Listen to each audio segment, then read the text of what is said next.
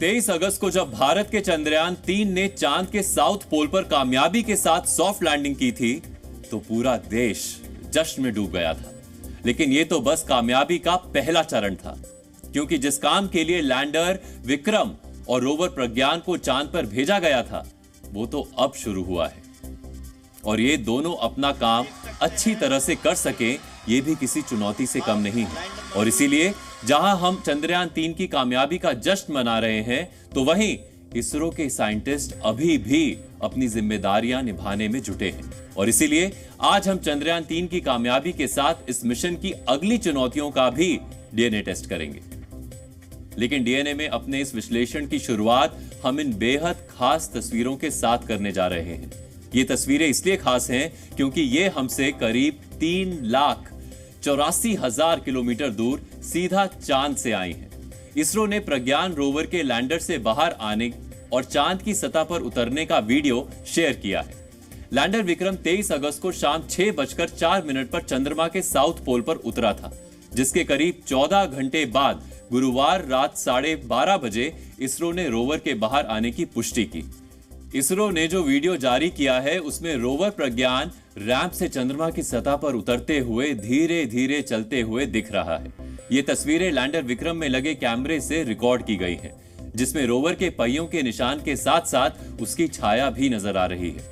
Rover प्रज्ञान के पीछे के 2 पहियों पर भारत के राष्ट्रीय प्रतीक अशोक स्तंभ और इसरो का लोगो भी उकेरा गया है। और जैसे ही रोवर चंद्रमा पर उतरा तो उसके पहियों ने चांद की मिट्टी पर इन प्रतीकों की छाप छोड़नी शुरू कर दी।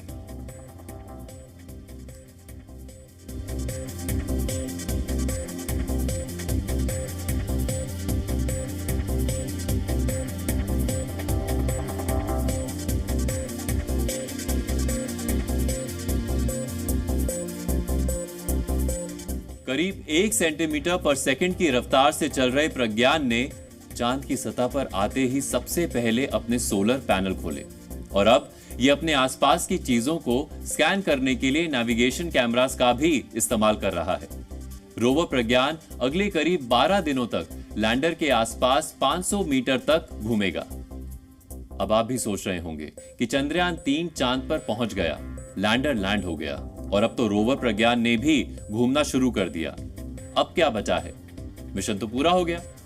लेकिन ऐसा नहीं, क्योंकि अब यहीं से तो इस मिशन का असली काम शुरू हुआ है और ये काम रोवर ही करेगा। दरअसल रोवर प्रज्ञान अपने नाम की ही तरह बेहद स्मार्ट है। उसे इस तरह डिजाइन किया गया है ताकि वो चांद की सतह पर चल सके, सैंपल कलेक्ट कर सके और खुद ही नेविगेट भी कर सके। यानी रोवर प्रज्ञान एक ड्राइवरलेस कार की तरह है और वो चांद पर खुद ही ड्राइव करेगा और इस दौरान वो खुद ही फैसले लेगा कि कहीं सामने कोई क्रेटर या गड्ढा तो नहीं है, सामने कोई बड़ी चट्टान तो नहीं है, और अगर है तो क्या वो उसे पार कर पाएगा या नहीं। और इसे तय करने के लिए प्रज्ञान में 2 बहुत ही स्मार्ट कैमरे लगाए गए हैं। इन्हीं कैमरे की मदद से रोवर सामने मौजूद चीजों का एक 3D मॉडल बनाता है और फिर उनकी मदद से ही वो नेविगेट कर रहा है। ये तो हुई रोवर के चलने की बात, लेकिन अब दूसरा सवाल यह है कि आखिर रोवर करने क्या गया है। जाहिर है वो चांद पर सिर्फ सैर करने तो नहीं गया है। इसका जवाब है पानी। दरअसल पानी ही वो सबसे अहम चीज है जिसे ढूंढने के लिए ये मिशन भेजा गया था। इसके अलावा भी वहां कई दुर्लभ और महत्वपूर्ण चीजें मिलने की संभावना है, जैसे वहां यूरेनियम, प्लूटोनियम, गोल्ड जैसे कीमती या दुर्लभ मिनरल्स मिल सकते हैं। इसके अलावा वहां हीलियम या हाइड्रोजन की मौजूदगी ढूंढने की भी कोशिश होगी। लेकिन यह सवाल भी है कि आखिर सिर्फ 26 किलोग्राम का छोटा सा रोवर एक साथ इतने काम कैसे करेगा। दरअसल इसके लिए भी इसरो ने पूरे इंतजाम किए हैं। रोवर में इसके लिए 2 खास तरह के सेंसर्स लगाए गए हैं। पहला है APXS यानी अल्फा पार्टिकल एक्सरे स्पेक्ट्रोस्कोप। ये एक तरह की एक्सरे मशीन है और ये चंद्रमा की सतह का एक्सरे करके मिट्टी में मौजूद कई तरह के मिनरल्स का पता लगा रहा है। इसकी मदद से वैज्ञानिक चंद्रमा की सतह और उसकी मिट्टी के बारे में और ज्यादा जान पाएंगे। प्रज्ञान की दूसरी और सबसे अहम डिवाइस है LIBS यानी लेजर इंड्यूस्ड ब्रेकडाउन स्पेक्ट्रोस्कोप। ये भी चांद की मिट्टी में मौजूद चीजों का ही पता लगाएगा, लेकिन इसके लिए ये लेजर की मदद लेगा। ये डिवाइस चंद्रमा की सतह पर बहुत हाई इंटेंसिटी की लेजर बीम छोड़ेगा। इससे वहां की मिट्टी पिघलेगी और रोशनी पैदा करेगी।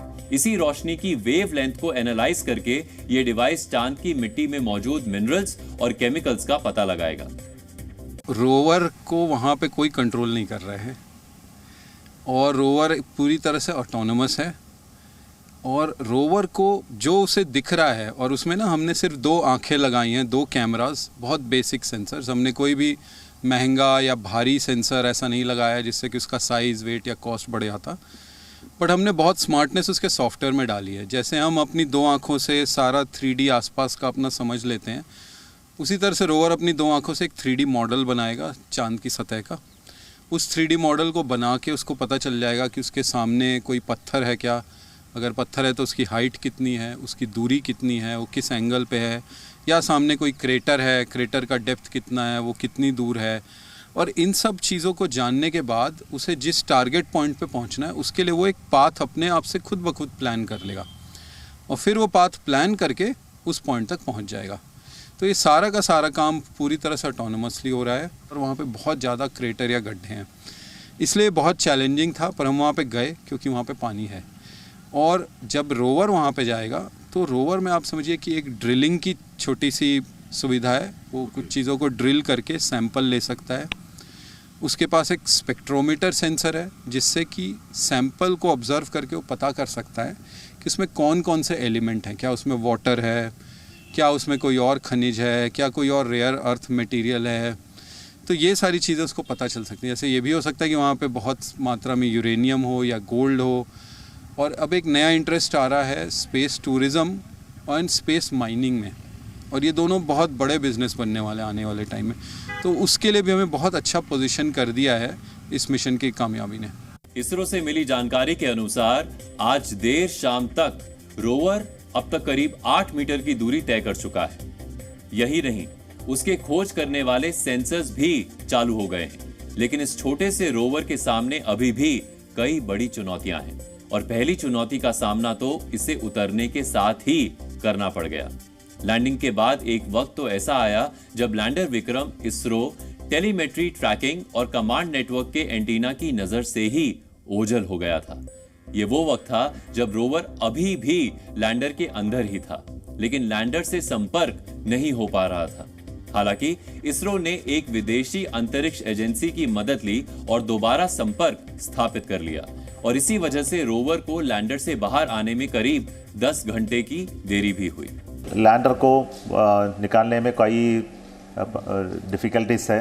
एक डिफ़िकल्टी है कि हमारा ग्राउंड स्टेशन का विजिबिलिटी है। इसलिए उस समय हमारे जो बेलालू में और 32 मीटर विजिबिलिटी से बाहर निकल गया। हमको एक ground station, international ground station को इसमें डालना पड़ा। उसके सम चेकिंग करने की ज़रूरत थी। सभी के बाद अगेन ये रोवर रैम्प ओपन हुए तो सब टेम्परेचर तो कम हो जाएगा। आधे घंटे में self the temperature will drop by 30-40 degrees. If पूरे नीचे जाए तो हमारा मैकेनिज्म तो ख़राब होगा। इसलिए हमने ज़रूर काम किया कि whether it's working very well, then we tried our best to make the rover come out fast. Late night came out. हालांकि इसरो ने रोवर की जो नई तस्वीरें जारी की है वो बता रही हैं कि इनमें लगे सेंसर्स और उपकरण ठीक ढंग से काम कर रहे हैं, लेकिन चुनौतियां अभी भी बाकी हैं। और सबसे बड़ी चुनौती है कम्युनिकेशन सिस्टम को मेंटेन रखने की, क्योंकि लैंडर अभी इसरो के डीप स्पेस नेटवर्क यानी ISDN के साथ संपर्क में है। साथ ही ये चंद्रयान 2 के ऑर्बिटर के जरिए भी इसरो के साथ संपर्क में है। ऐसे में बहुत जरूरी है कि लैंडर में लगे X बैंड एंटीनास ठीक से काम करते रहें, ताकि पृथ्वी से कई लाख किलोमीटर की दूरी पर मौजूद लैंडर और विक्रम के साथ संचार लिंक कायम रहे। यही नहीं, रोवर प्रज्ञान इसरो से सीधे संपर्क नहीं कर सकता, वो लैंडर के जरिए इसरो के संपर्क में है। ऐसे में रोवर और लैंडर के बीच का कम्युनिकेशन लिंक ठीक से काम करता रहे, ये भी बहुत जरूरी है। तीसरी चुनौती है लैंडर और रोवर की सेफ पोजीशन। दरअसल चंद्रमा की सतह पर भी लगातार भूकंप आते रहते हैं, और अगर झटके तेज हुए तो लैंडर गिर भी सकता है, इसीलिए इसका ठीक से खड़े रहना जरूरी है। इसी तरह अगर रोवर भी आगे बढ़ते वक्त अगर किसी चट्टान से टकरा गया और किसी गड्ढे में अटक गया तो भी ये मिशन खतरे में पड़ सकता है। चौथी बड़ी चुनौती है पावर सप्लाई को मेंटेन रखना।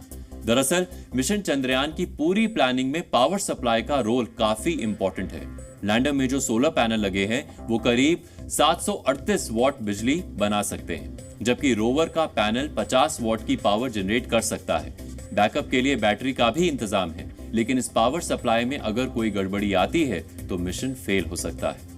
इसके अलावा चंद्रमा से टकराने वाले उल्का पिंड भी मिशन के लिए खतरा बन सकते हैं। दरअसल चंद्रमा में वायुमंडल नहीं है और इसकी ग्रेविटी की वजह से हर घंटे सैकड़ों कॉमेट्स चंद्रमा की सतह से टकराते रहते हैं, और अगर ऐसा कोई कॉमेट रोवर या लैंडर के आसपास गिरा तो वो इन्हें भी नुकसान पहुंचा सकता है।